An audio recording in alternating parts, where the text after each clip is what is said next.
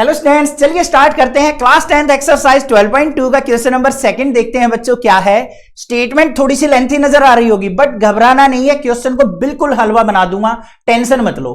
ध्यान से सबसे पहले क्या करना है, स्टेटमेंट रीड करनी है, गिवन क्या है और क्या फाइंड आउट करना है वो निकाल लेंगे। चलो देखते हैं यहां पे क्या गिवन है। Rachel, an engineer student was asked to make a model shape like a cylinder with two cones attached at its two end by using a thin aluminum sheet।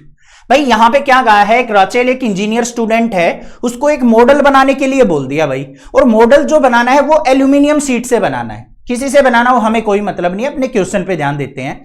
उसने क्या कहा है कि भाई बीच में तो हमारी शेप सिलेंड्रिकल होनी चाहिए और ऊपर नीचे उसके क्या होना चाहिए, कोनिकल शेप अटैच होनी चाहिए, जैसा कि आपको यहां पे नजर आ रहा है। बीच में सिलेंड्रिकल है, ऊपर नीचे क्या है, इसके कोन अटैच करना। ये एक मॉडल तैयार हो गया।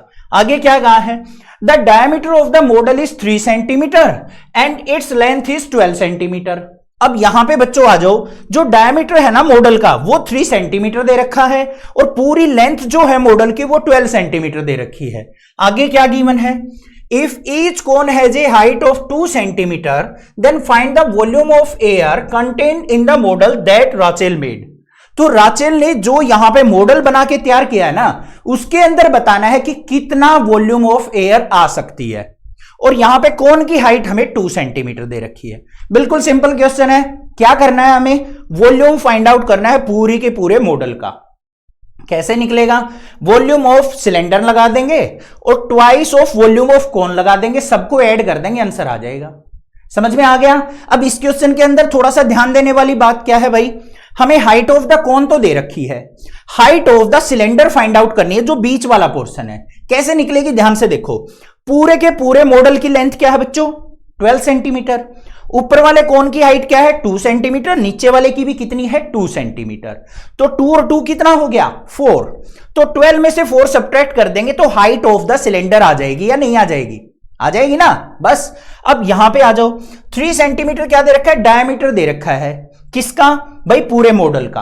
तो रेडियस ऑफ हेमिस्फीयर या फिर रेडियस ऑफ सिलेंडर क्या हो जाएगा, 3 का हाफ हो जाएगा। सारी वैल्यू क्लियर हो गई। अब फटाक से क्या कर लेते हैं, लिख लेते हैं एक बार।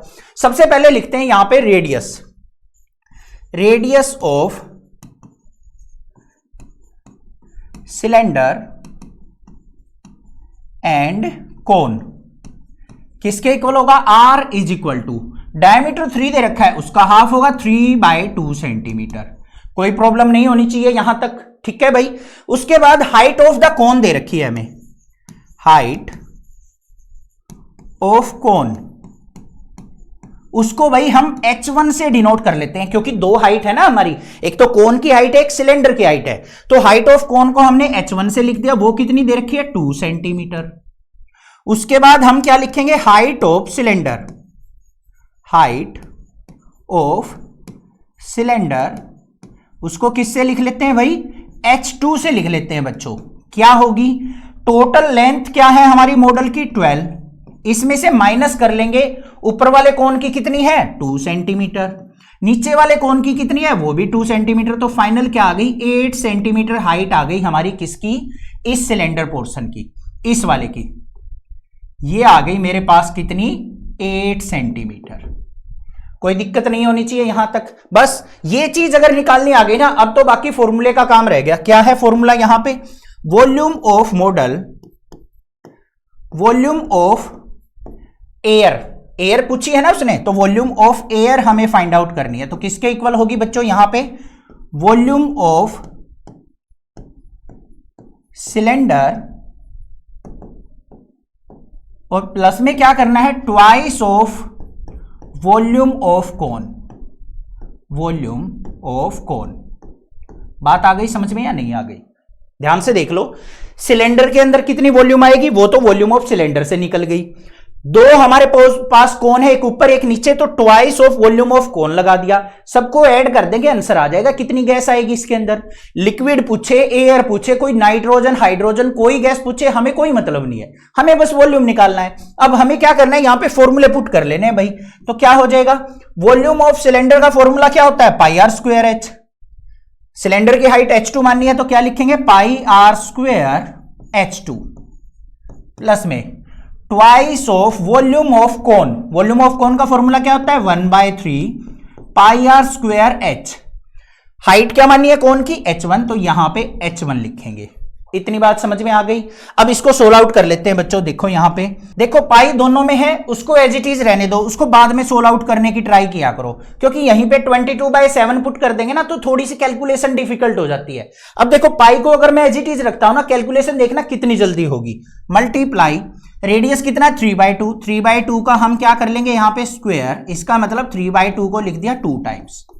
h2 हाइट कितनी है हमारी? 8 लिख दी, प्लस में 2 × 1/3 पाई को रखा है as it is, multiply radius कितना है? 3/2, उसको 2 टाइम्स लिख लेंगे, लिख दिया।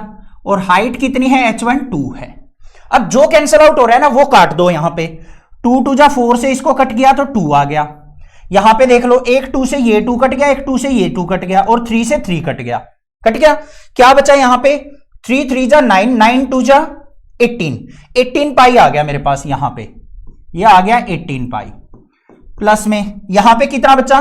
3 पाई, तो ये लिख दिया 3 पाई। कितना आ गया भाई टोटल? 21 पाई, और पाई की वैल्यू 22/7 पुट कर देंगे।